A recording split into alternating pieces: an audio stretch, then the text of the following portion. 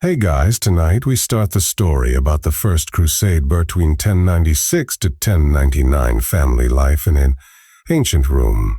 The bells of the old city tolled with a hollow sound, echoing through the narrow alleys and across the broken roofs of the slums.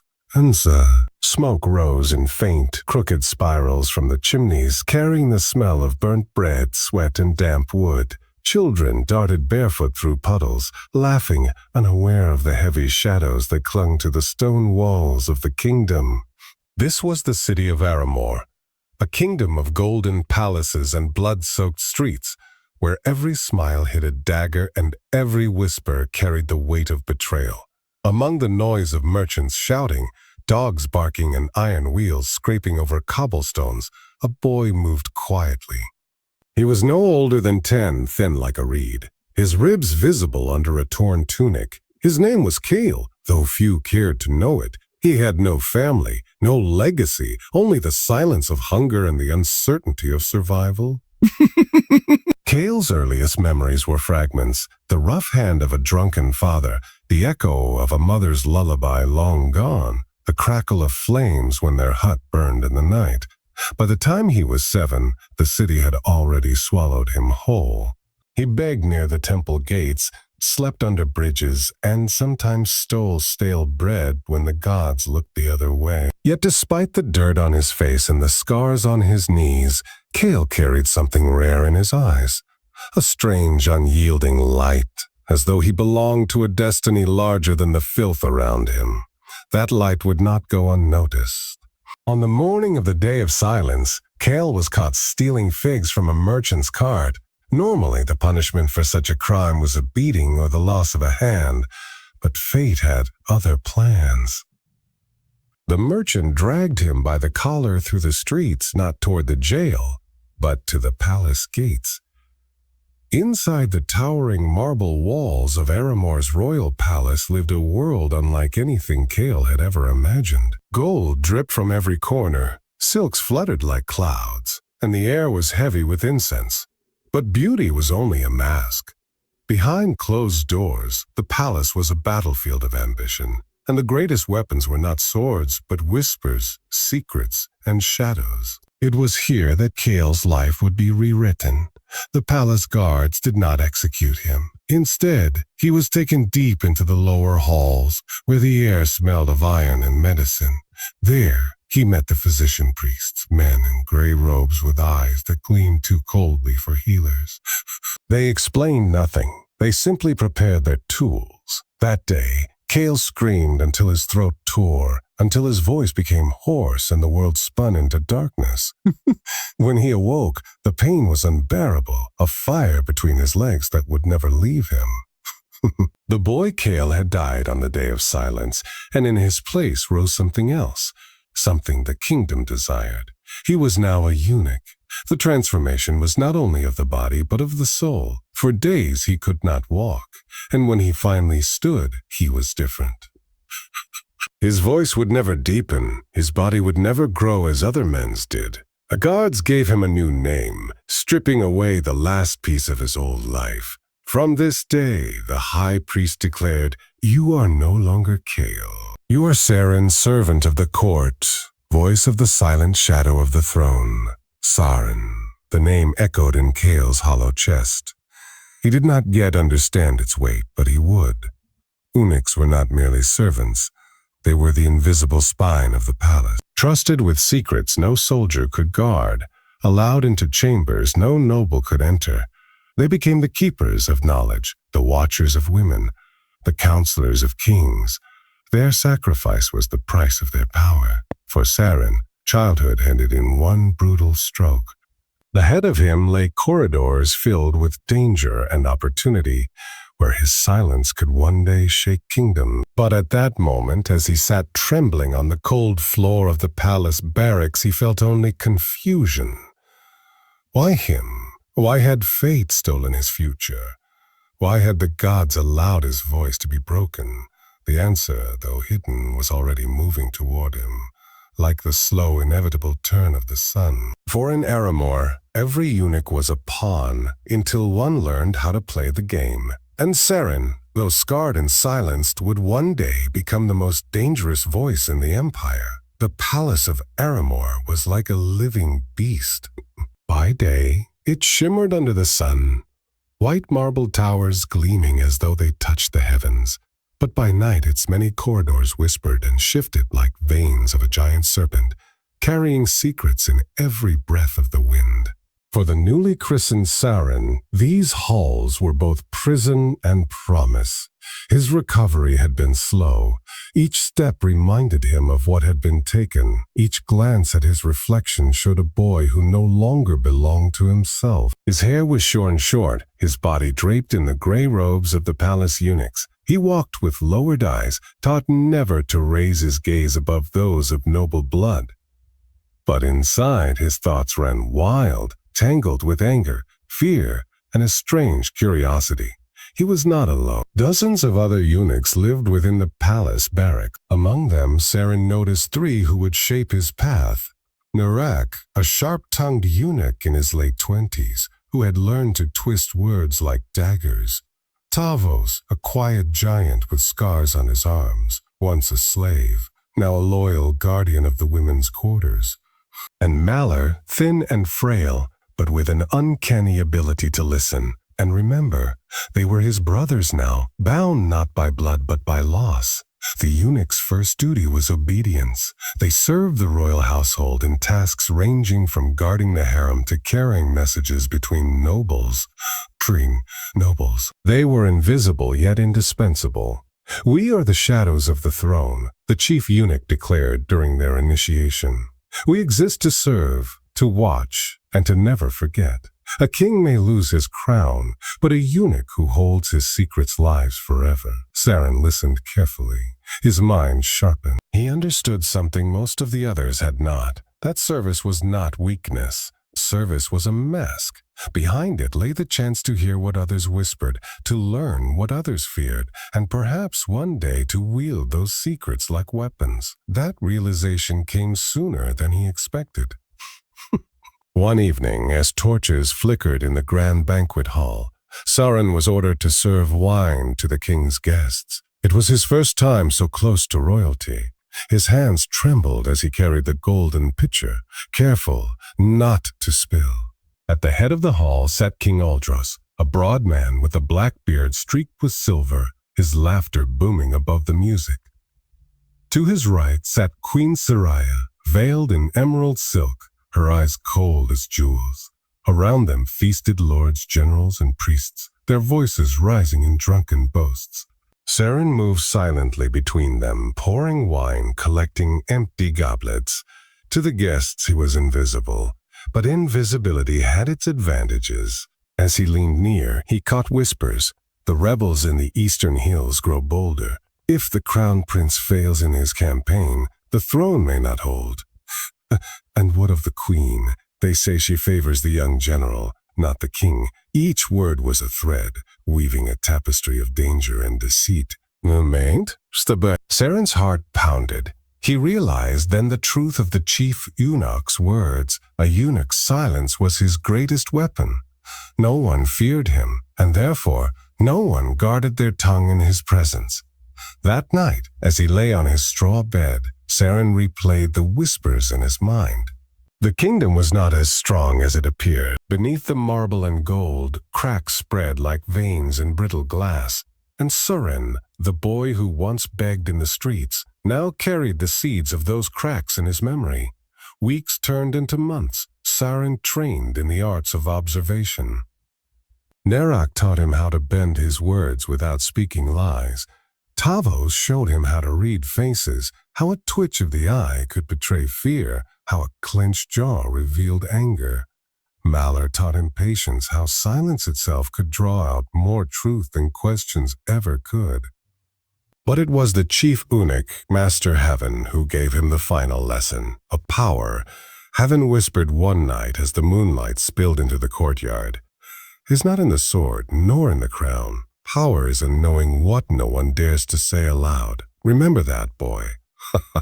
We are the listeners of the realm, and one who listens long enough may rule without ever sitting on a throne. Those words seared into Saren's mind.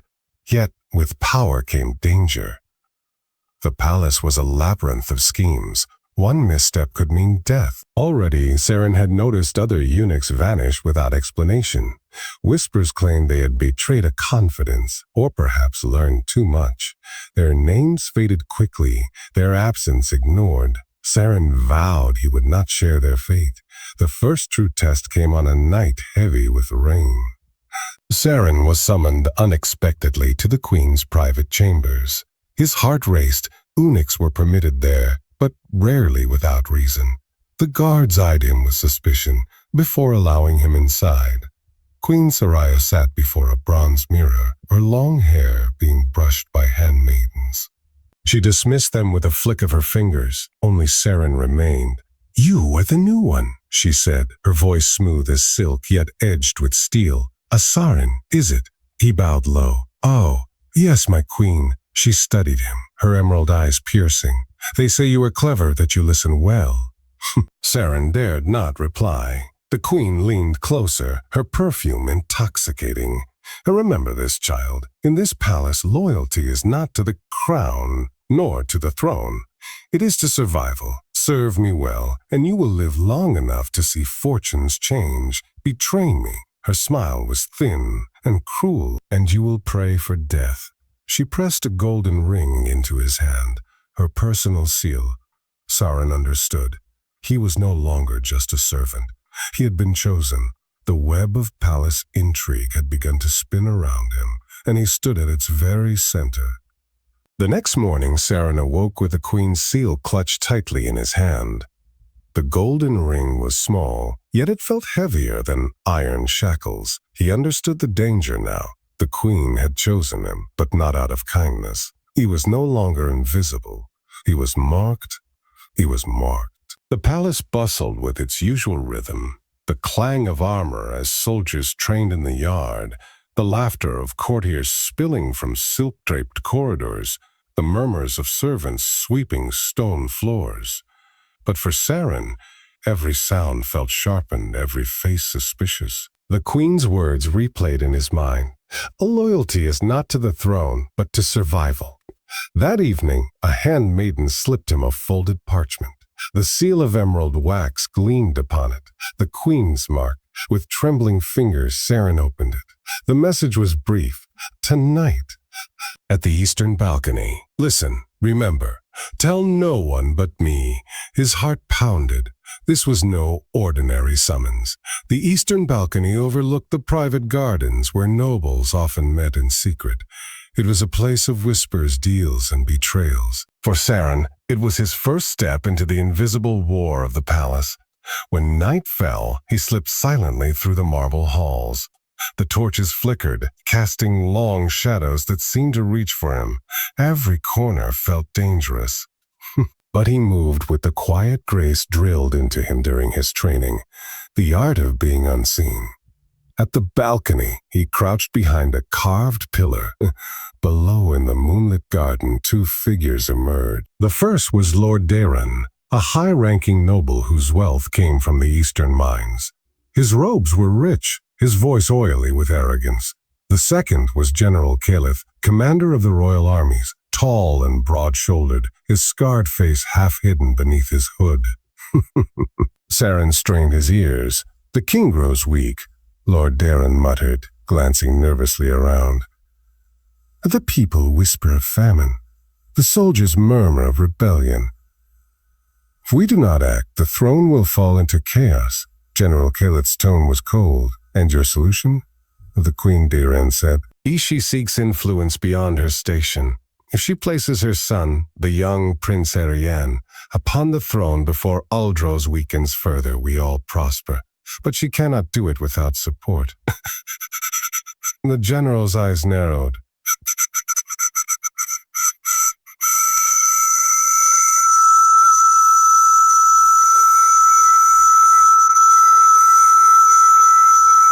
The mines. Control of the eastern trade routes, I will see her boy crowned, and she will see me rich beyond measure. Saren froze, his breath caught in his throat. Treason. The queen was already conspiring against her husband, the king. And these men, powerful men, were her accomplices. He remained hidden until the men parted ways, their cloaks sweeping like shadows into the night. Only when the garden was empty did Saren retreat, his hands clammy, his mind reeling. He understood the weight of what he carried. One word from him could condemn them all. The queen, the noble, the general. But he also understood the danger. If he revealed the plot to the king, the queen's wrath would consume him. If he remained silent, he was complicit. And yet the queen had chosen him to hear this. Perhaps she wanted him to know. Perhaps she was testing him. The next morning, Saren was summoned to the queen's private chambers once again. She lounged upon her couch, surrounded by silks and incense. Her emerald eyes gleamed with cruel amusement as she studied him. "Well," she asked softly, sipping from a jeweled goblet. "What did you hear?" Saren's mouth was dry. He bowed low, forcing his voice steady. "A Lord Dayren, General Calith speak of it. Loyalty, my queen. Loyalty to you and to the prince." The queen's smile widened, sharp as a dagger. "Ah, then you understand." She rose, walking slowly toward him, her perfume thick and sweet. "You are clever, Saren. Others would have betrayed me. You did not. That is why you will live and why you will rise." She leaned close, whispering, "Serve me well, and I will make you more powerful than any man who still carries his manhood. Fail me, and I will see you buried beneath the stones of this palace." She pressed a second gift into his hand. A small silver dagger, slim and curved, its hilt etched with emeralds. "A eunuch's silence," she said, "is his shield." But sometimes silence must be sharpened. Saren bowed again, hiding the storm in his chest. He had crossed a threshold from which there was no return. He was no longer merely a listener. He was a participant. And though fear twisted his stomach, a strange fire began to burn inside him. For the first time he realized he could play the game too. That night in the barracks, Saren sat awake while others slept. He studied the dagger under the candlelight, its edge glinting like the moon. He was just a boy once, begging for scraps in the alleys. Now he held a weapon, secrets, and the queen's trust, a dangerous trifecta. But he also knew this. Every step closer to the queen was a step deeper into the pit. One day it would swallow him whole. Unless he learned not just to survive, but to master it. The whispers of the palace had claimed many eunuchs before him, but Saren was different. He would not be a pawn. He would be the shadow that moved the pieces. The silver dagger burned like fire in Saren's palm. He kept it hidden beneath his robe, but he could feel its weight with every step, as though the blade itself whispered promises he was not ready to hear. The queen had not summoned him for 3 days. 3 long, restless nights passed in the barracks, where he lay awake, listening to the soft snores of his fellow eunuchs. Narak teased him about his distracted look. Tavos warned him that the queen's attention was as dangerous as poison. Malor said nothing, only studied him with those strange all-seeing eyes. Finally, on the 4th night, a handmaiden came for him. "The queen requires your presence," she said simply. Saren's heart raced. He followed her through the moonlit corridors, past marble columns and silk-draped arches until they reached a small chamber hidden deep within the palace. Torches flickered low, their flames dancing against golden walls. The queen sat alone. No guards, no attendants, only her. She looked more beautiful and more terrifying than ever, her emerald gown glimmering like a serpent's skin.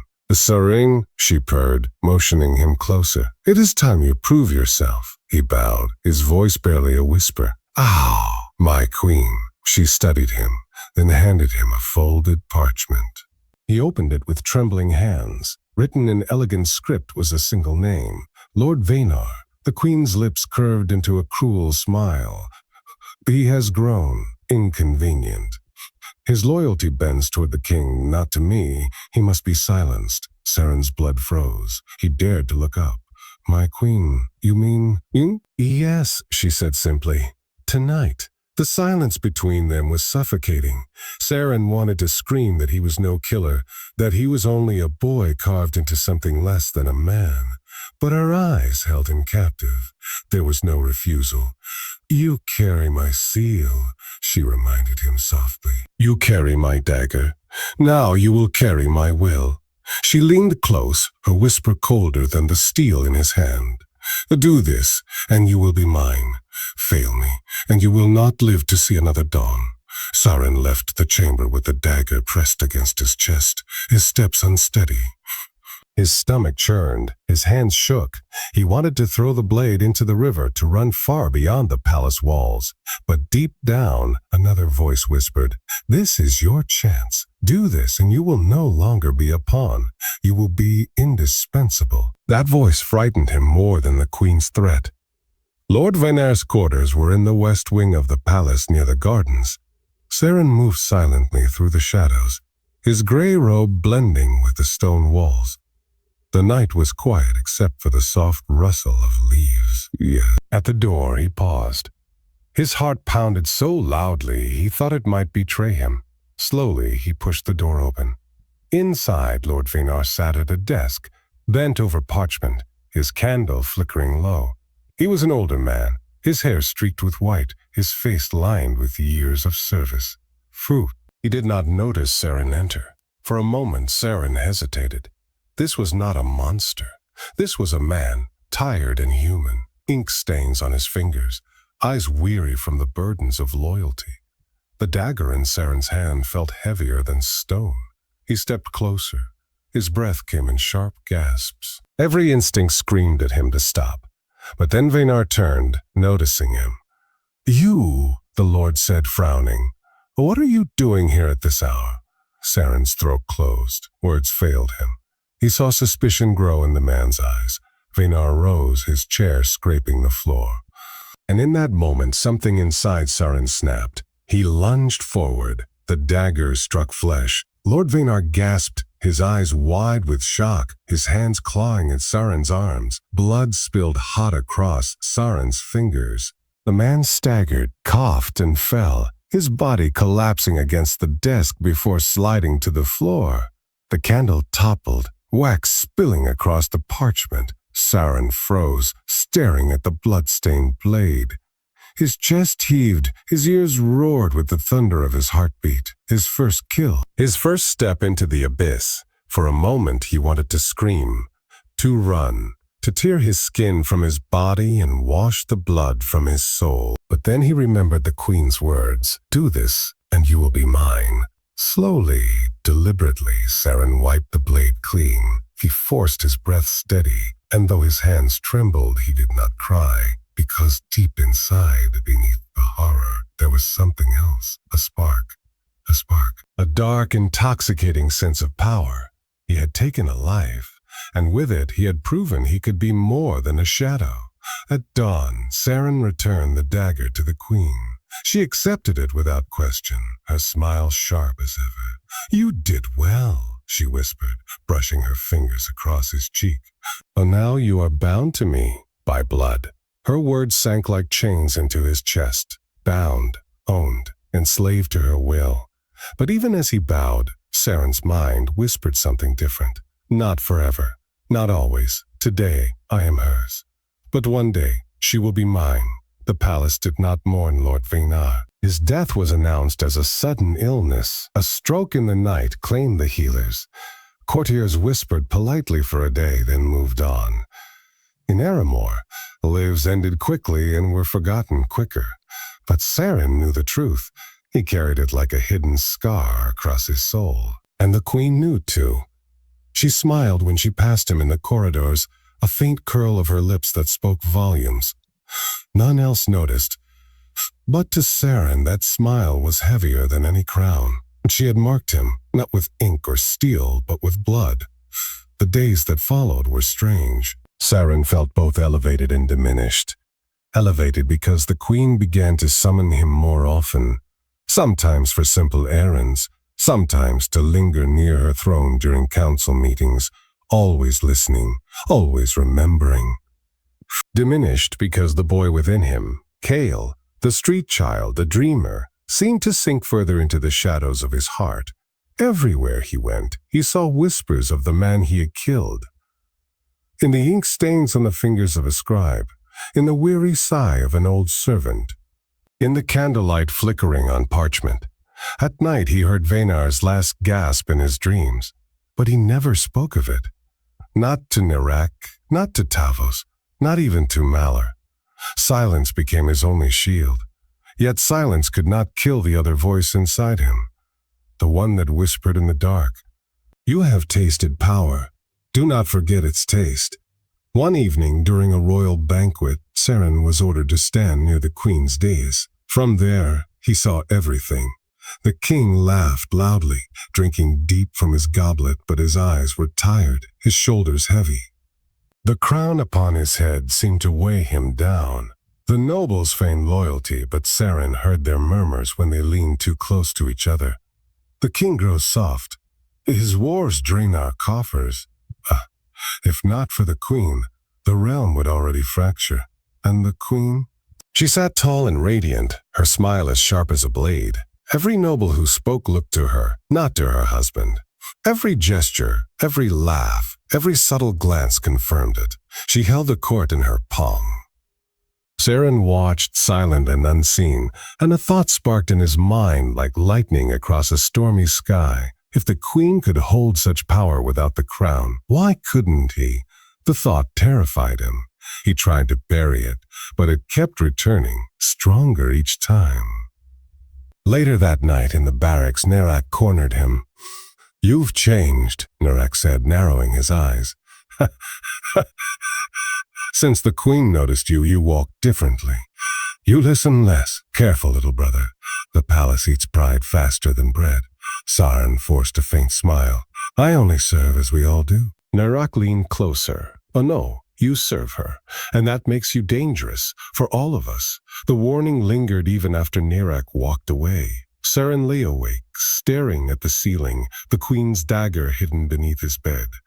Dangerous, yes, but not just to others, to himself. Weeks passed. Saren's duties grew riskier. He was made messenger between nobles, a role no ordinary eunuch was trusted with. He carried sealed letters, overheard guarded whispers, and delivered secret gifts. Each task deepened his entanglement in the queen's web.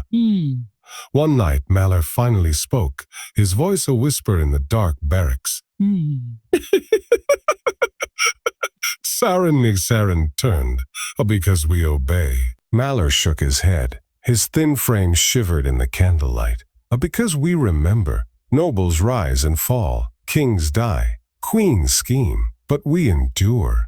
We carry their secrets until the grave. He paused, his hollow eyes meeting Saren's. Oh, but you are playing a dangerous game. You do not just remember. You act. That is not survival.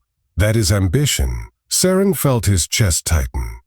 Malor had seen through him, but he said nothing. Malor leaned closer. Be careful, brother. Ambition burns brighter than any torch, but it also consumes. The next day, Saren was summoned again to the queen. This time, she was not alone.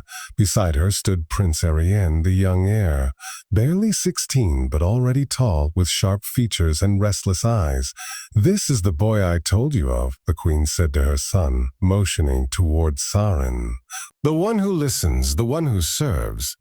Ariane studied Saren with curiosity. He looks ordinary. The queen's smile deepened. That is what makes him extraordinary. Then, turning back to Saren, she said, From now on, you will serve not only me, but my son. His rise will be swift, and you will be at his side. Do not fail him. Saren bowed, though his heart thundered. The queen was not only securing her own influence, she was weaving Saren directly into the future of the throne. As he left her chamber, the weight of her command settled over him. He had once been a street beggar, invisible and forgotten. Now he was being placed beside the heir of a kingdom. But deep in his soul, the dangerous voice whispered louder than ever.